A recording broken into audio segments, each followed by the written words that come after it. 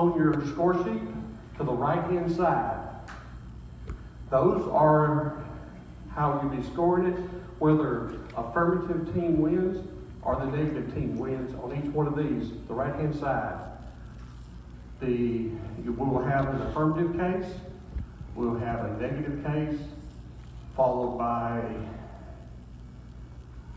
some affirmative, then the cross-exam for the affirmative, negative cross-exam for the negative, and then the affirmative will have two chances. Affirmative will go and do a rebuttal, followed by rebuttal. It's going to be a little bit longer for the negative, and then finally, the affirmative case ends it. So that's how we're going to score it. Listen to what they're saying. They change your mind, may not.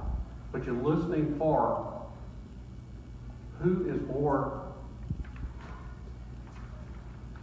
brings their point out better, as opposed to me. So we will start with the affirmative team. And I will be walking around some too.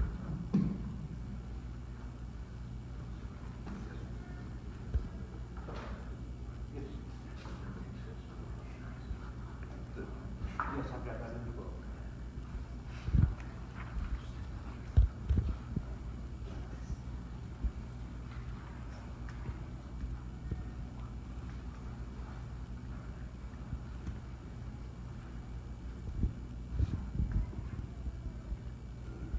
In there. In there.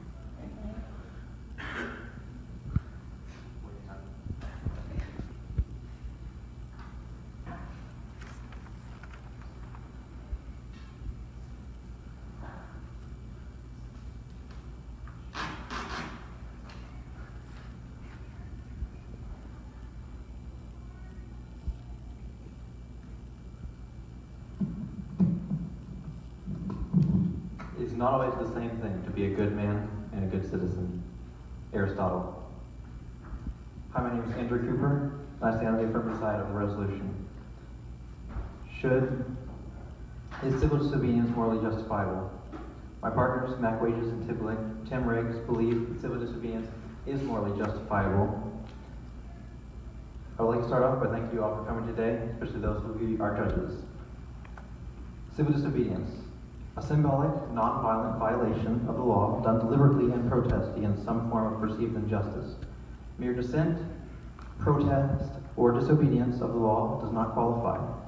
The act must be non-violent, illegal, performed for the moral purpose of protesting an injustice, and done with the expectation of not being being punished. Civil disobedience is a non-revolutionary encounter with the state, which a person breaks the law but does so in a way that does not challenge the legitimacy of the legal or political system. This person feels morally bound to disobey, but also recognizes the moral value of the state. Civil disobedience is a way of maneuvering between conflicting moralities. By peacefully and openly violating the law and submitting to punishment, those engaged in civil disobedience hope to draw attention to the law they hope to reform, the injustice they hope to stop, or the policy or practice they hope to end, by calling into question the justice, fairness, equity, or propriety of the status quo. Civil disobedience has been the foundation of many great things in history. Before we begin to justify whether civil disobedience is justified morally, here are some examples of how it has been used to improve society. Civil disobedience worked to free India. Civil disobedience in America goes all the way back to its founders.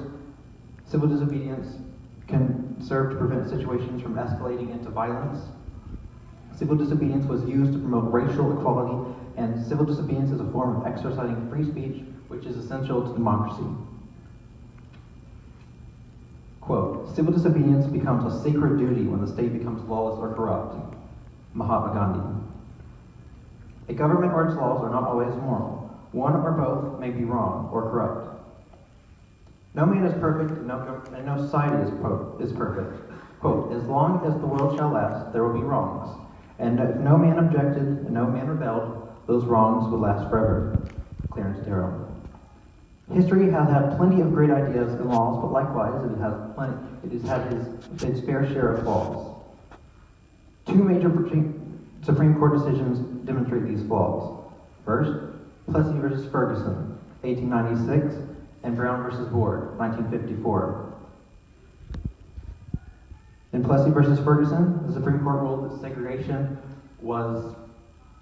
did not violate the 14th Amendment based on the fact that they were separate but equal. But in 1954, the Supreme Court ruled that it did violate the 14th Amendment because separate facilities were inherently wrong. Why did they change their decision 58 years later? Nothing about the 14th Amendment changed. However, our perception of the law changed, and consequently, so did the law. Quote, laws are only words written on paper. Words that change on society's whim are interpreted differently by politicians, lawyers, judges, and policemen. Anyone who believes that all laws should always be obeyed would have made a fine slave catcher. John Miller. To put your faith in law as being absolute is dangerous. The laws and leaders you support now could change in the blink of an eye.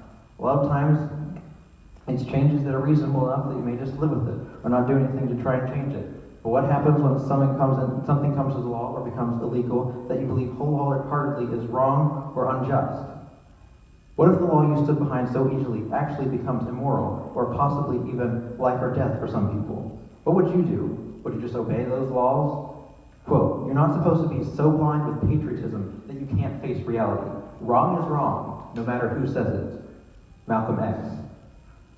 We shouldn't ever find ourselves so blindly obedient to the government that we never question our actions or what the government tells us we should or shouldn't do. So what should we do when we find their government or its laws have become unjust? Well, thankfully, Thomas Jefferson tells us exactly what we are to do in the Declaration of Independence. Whenever any form of government becomes destructive of these ends, it is the right of the people to alter or abolish it and to institute new government. Thomas Jefferson. The Founding Fathers knew exactly what made a good system and what should be done if and when the government ultimately does something that would be considered unjust. Where does the government even get its power anyway? It's supposed to get its power from the consent of the governed. That's what we are. We are the governed, and when the government becomes unjust, it is our duty to alter or abolish it if necessary. They knew what true patriotism was. Quote, if patriotism were defined not as blind obedience to government, not as submissive worship to flags and anthems, but rather as a love for one's country, one's fellow citizens all over the world, as loyalty to the principles of justice and democracy, then patriotism would require us to disobey our government and when it violated those principles. Howard Zinn. If we truly love and value our laws and our government, then we should be actively holding them and their laws and decisions accountable. One has not only a legal but a moral responsibility to obey just laws. Conversely, one has a moral responsibility to disobey unjust laws. MLK. Civil disobedience is used as an avenue to promote discussion. It is a way to respectfully bring about change without harming anyone in the process. This is a way for those outvoted minorities to promote discussion if they feel it is necessary. Quote, outvoted minorities have no duty to change their mind about what is correct. In general, we would expect them to obey the law, but they can continue to speak up, and if they feel strongly enough to agitate for change, perhaps civil disobedience can be justified on democratic grounds. If you sincerely believe that a wrong decision has been made by the majority, then you may not only have a right, but a duty to draw attention to this by whatever means necessary. Treating conscientious disobedience as treason in order to preserve social unity is surely a mistake. The dissenting citizen has a place. He or she should not be silenced for the sake of peace. Perhaps the majority is wrong, but even if the majority is right, attention should be paid to the dissenters.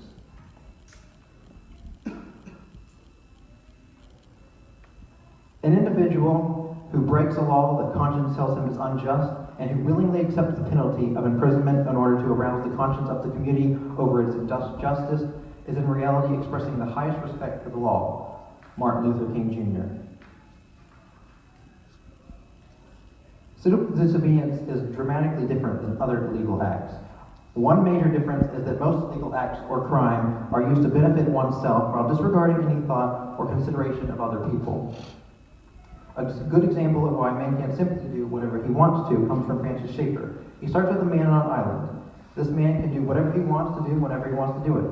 However, as soon as even one man comes onto this island, conflicting interests and plans arise. Nothing can ever be done exactly as either man wants it to be done. There must be some order, and either man must consider the other, making compromises and considerations according to the other man and his own interests.